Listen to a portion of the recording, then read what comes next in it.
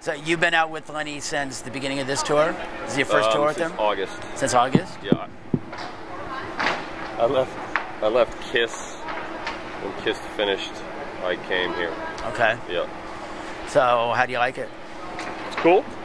It's different. It's very different from Oh yeah. Kiss world. For me, I'm using close to the same.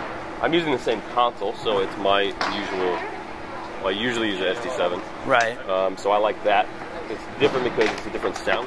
Yeah, I started using the SD7 about 3 years ago. Right. So right when it first, pretty much when it came out. Right when it came out, I started with Kiss and they were on D5s. Right. And so we ended up switching to SD7s, and since then I've been on an SD7. It's a big difference. I mean, the D5 was a good console, but there was a big difference. There was a big leap up between, I think, between the D5 and the SD7. And for me, I mean, with a D5 you can move everything around really easily, but with the SD7, just for me configuring how I'm going to do the show, right? It's really, really easy.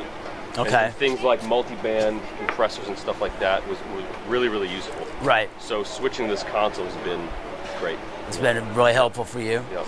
Anything unusual, like mic-wise or anything? What are you guys using for vocals? Vocal is a Beta 58. A Beta 58. Rock and roll.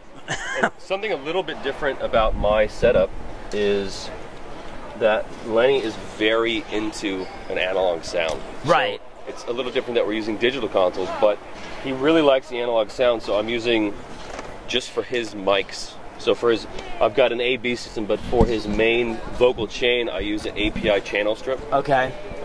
Because that's what he likes in the studio. Okay. Into an Animod, it's kind of like a Fairchild clone. Okay.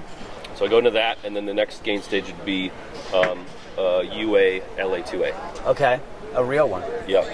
And I'm seeing those Bricostis out a lot now, yes, man. That's the reverb he likes, and that's his favorite thing in the studio, so that's what he wants. Well, the first time I saw it was actually on Blondie.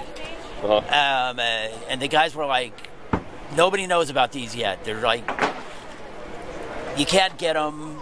And I gotta admit, it's a great sound. It sounds amazing. Reverb. We use the.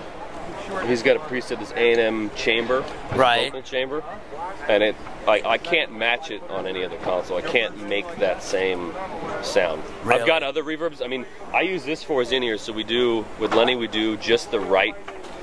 We just use his right side in-ear. Okay. And then I've got wedges under the deck for him on blow-through decks, and then I've got Vertec boxes for side fills. I've got two. Okay, so he's one of the one in, one out. Yep. So I use this for his actual in-ear reverb that he wants to use.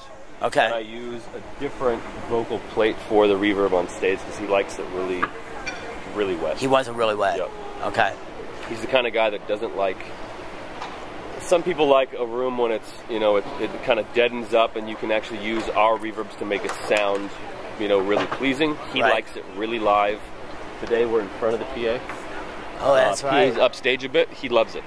Oh, really? He likes being out on the thrust. He likes hearing the all whole of system. His guitar in the full PA and all that kind of stuff. How loud is it on stage? It's not horrible. Their guitar levels are pretty loud. Okay. But I don't know. With his wedges and Greg Ross, the guitar player, is on a different. He's only on wedges. Okay. Everybody else is on in-ears, but he's on just wedges. So I've got wedges everywhere on stage just so he can have, a full sound wherever he goes on stage. Right. And I don't know. It's not horribly loud. Okay. It's not too bad.